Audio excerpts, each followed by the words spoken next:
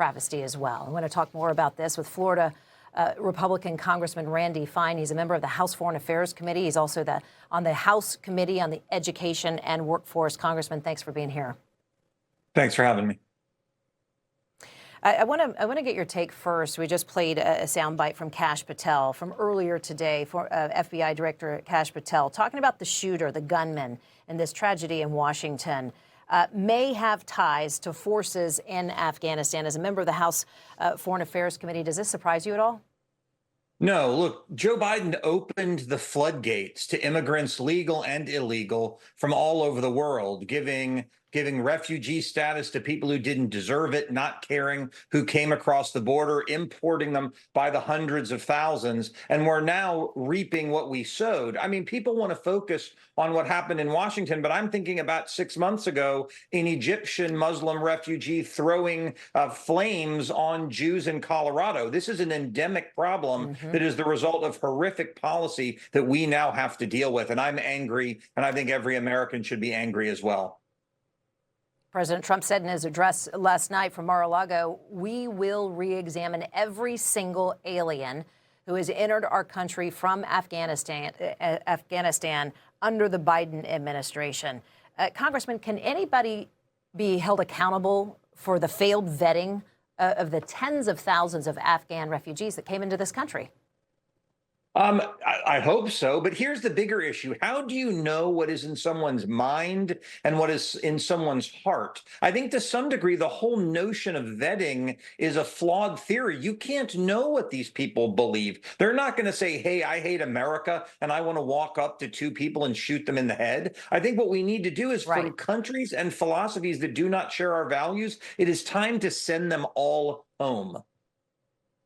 It was the message from the president last night for sure. He also said he's going to surge more National Guardsmen into Washington. Listen to this. This heinous assault was an act of evil, an act of hatred, and an act of terror. I have directed the Department of War to mobilize an additional 500 troops to help protect our capital city. We will make America totally safe again. Congressman, is this a good idea, surging more National Guard troops to D.C.? Absolutely. But we have to keep in mind what this is. This was an illegal immigrant Muslim terrorist who was living in Washington, coming and attacking troops of the United States. This was not some Democrat who was unhappy about the National Guard. And so I think we not only need to double down on National Guard, but we need to surge ICE to be picking up every single illegal immigrant in this country and sending them home. What people should be most upset about is two people are fighting for their lives on Thanksgiving, shot by someone who shouldn't have even been in the United States. I mean, that is something that we should all be upset about, and that's the problem that we have to solve.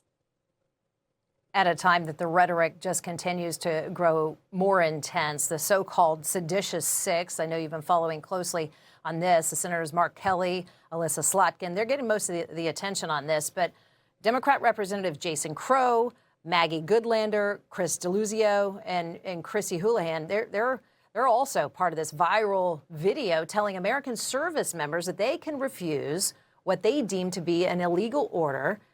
You know, they didn't give an example of the illegal order, by the way, either. I want to get your reaction before I let you go on that video and how it adds to the overall rhetoric we're seeing as of late.